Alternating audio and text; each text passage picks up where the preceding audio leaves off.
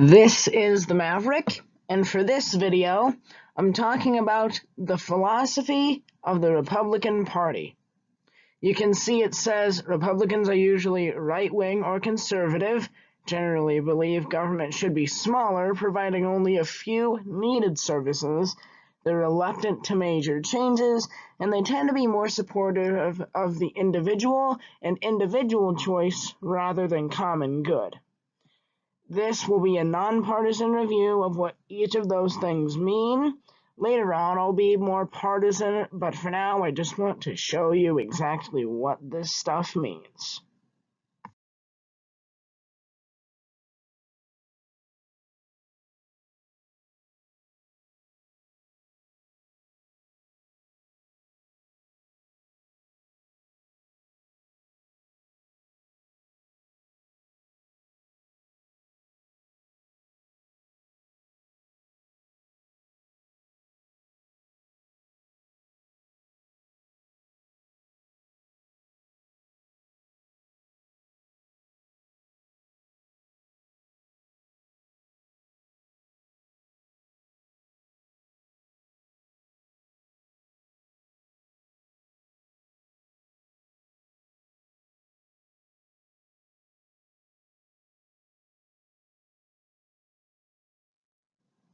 The Republican Party platform is different than the philosophy in this is what the party chooses to believe, and their philosophy is the core of why they believe it.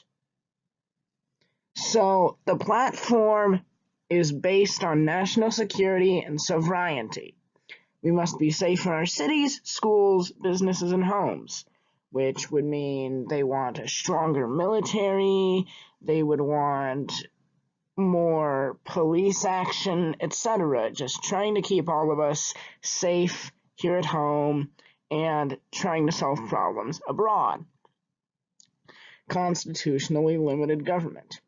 We must comply with the original design in the U.S. Constitution for a limited government. So the Constitution, they say, set out for a limited government, and so because of that, we must have limited government. Rule of law. We must have and enforce fair and just laws to protect our citizens, their property, and their God-given freedoms. Life, liberty, pursuit of happiness, and property. Those are, according to the Founding Fathers, our God-given freedoms. So Republicans believe that we should uphold those. Fiscal responsibility. We must have sound fiscal principles to ensure a strong and robust economy.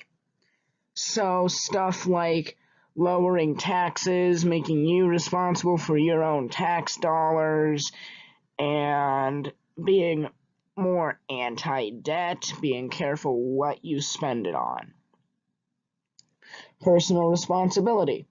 We must, as individuals, take primary responsibility for our own and our family's well-being. It's the kind of determination that you yourself are responsible for your future and that nobody else can determine that except for you. It also means you're responsible for the choices that you make in your life, not the government. And at the top of all that, there's faith and family values. We must maintain a sense of moral principles based on our faith in God. So they would have more dogma based on that of whatever religion. Maybe it's Protestantism, Roman Catholicism, etc., etc., etc. But a lot of their stuff has to do with their faith in God.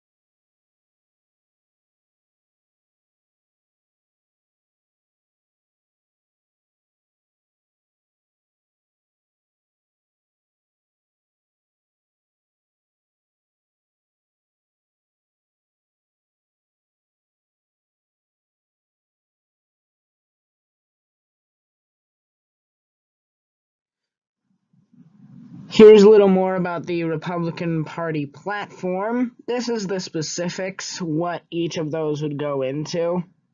So it says since 1856, because that's when the Republican Party, also called the GOP or Grand Old Party, was established.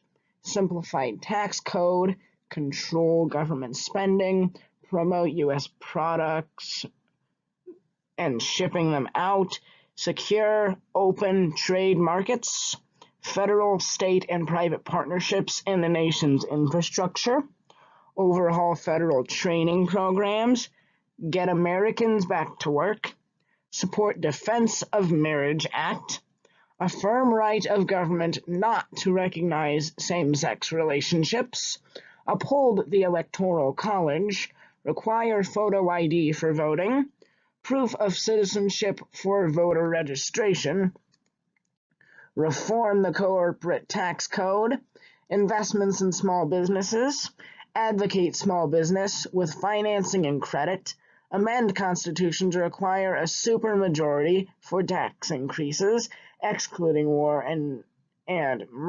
emergencies, employee stock ownership plans, eliminate activist judiciary following states' court-ordered redefinition of marriage, oppose governmental censorship of speech, certainty and predictability for employer hiring decisions. I'll go more into each of those as this goes on, but each of those is in a less simplified way, laying it out there, the core parts of what the Republican Party believes.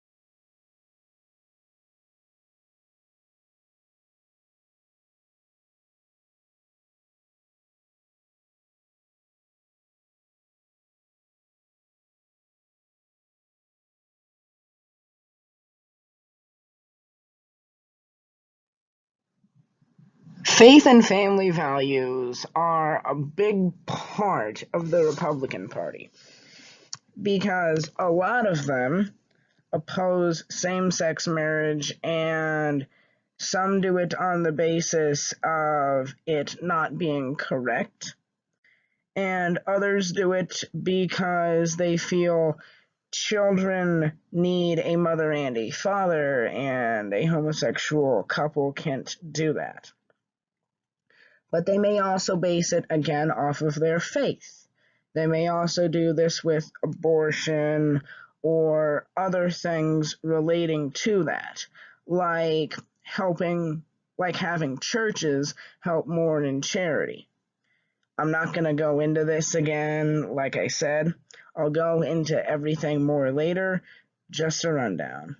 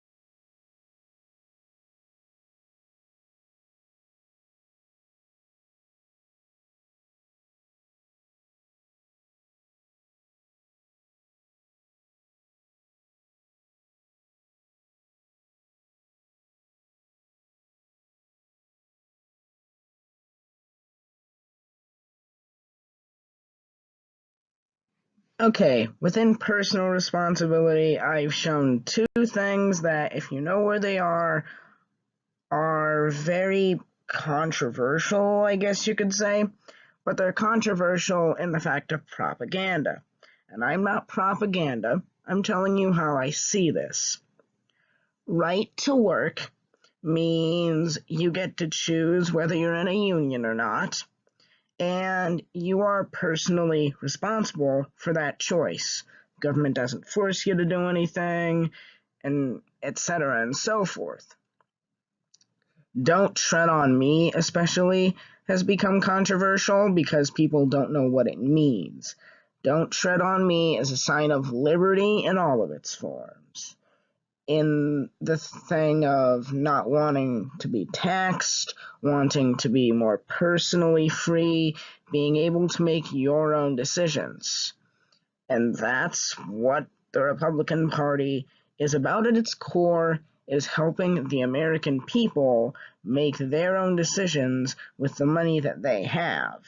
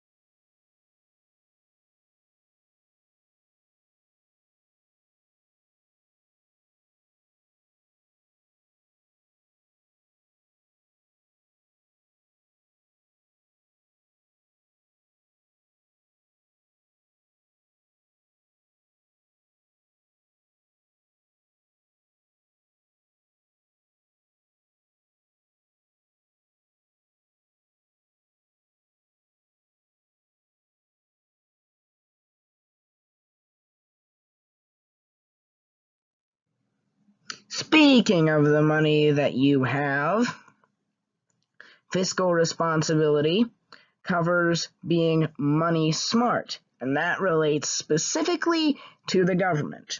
They want the government to show what it spends, where it spends it, and not spending more than it brings in. It's also okay with bringing less in because it believes that then the people will get more money because lower taxes. And the very basis of lower taxes is what you see on the right there. You do the work, it's your income. Therefore, it should be yours to keep. And that's the basis of things like lower taxes and tax cuts. And I will cover this especially a lot in my videos because I'm a huge economics guy. So I'll be explaining this a whole lot later.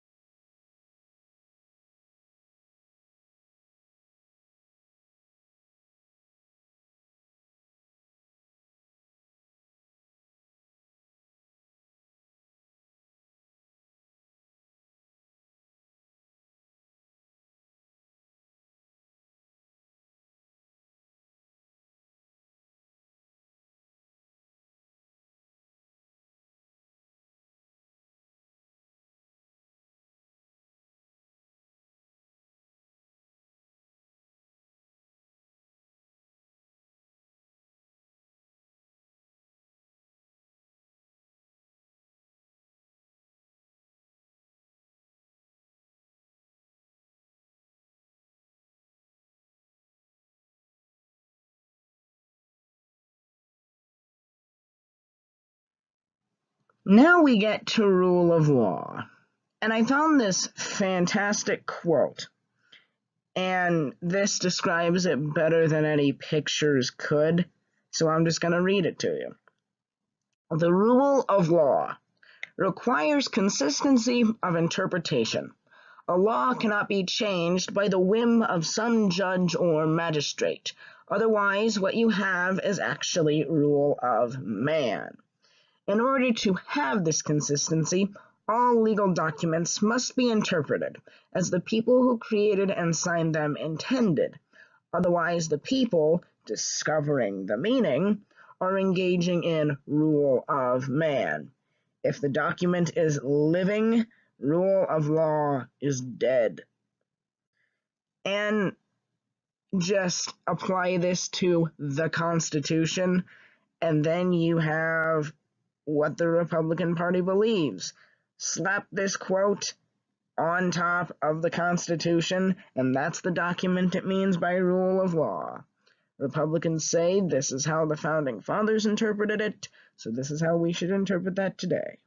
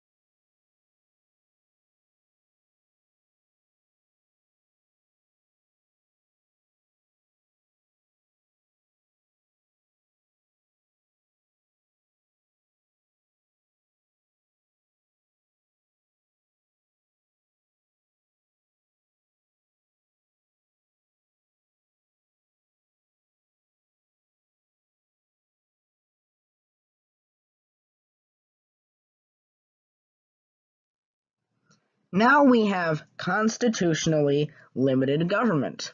Again, government being limited because the Constitution wants it to be limited.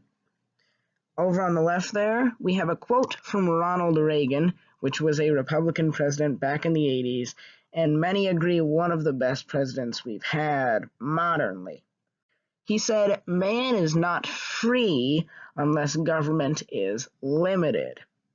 And over on the right there, we have limited government. Absolute power corrupts absolutely. Each aspect government controls of your life is one less aspect you have that you control of your own life. And that's one of the things with Republicans is they believe that, which is to say they're pessimistic about humanity when they get the power of it corrupting them, and then when power corrupts, then it makes the people who don't have the power worse off.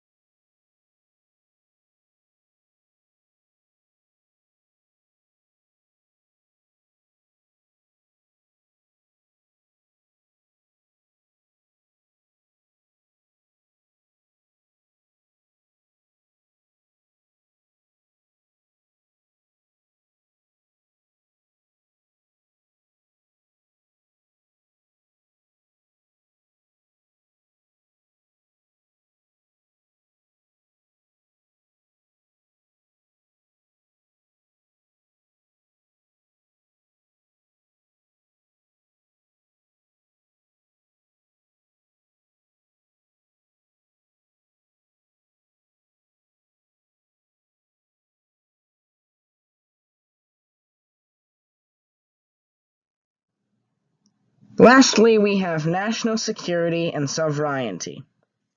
Over on the left, you see a picture of the military. I'm not sure how to describe all of that, but you see there are many people in the background and some kind of military machine. Republicans believe that we need a strong military to protect our interests here, protect our enemies, protect our allies, abroad, and to wipe out our enemies abroad and at home, which might mean also making the police force stronger. And sovereignty means it's looking out for the interest of the nation as a whole, which is a thing with the Electoral College. How the Electoral College works, I'll get into a little bit later. But you see a lot about popular vote versus Electoral College and how that'll be different. And I'll explain that later as this goes on.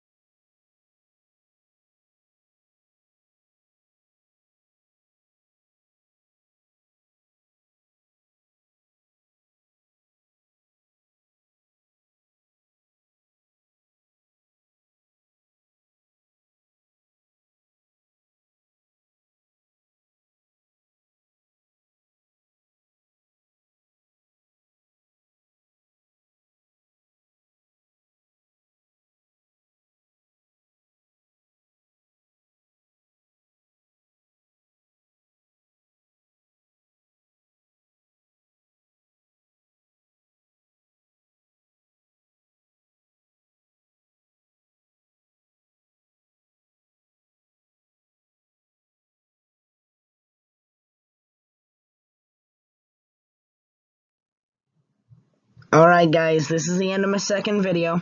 Thank you for watching, and I'll continue to make videos like this. If you want me to cover a certain topic, just let me know down in the comments section. Thanks for watching, and keep learning. Thanks guys.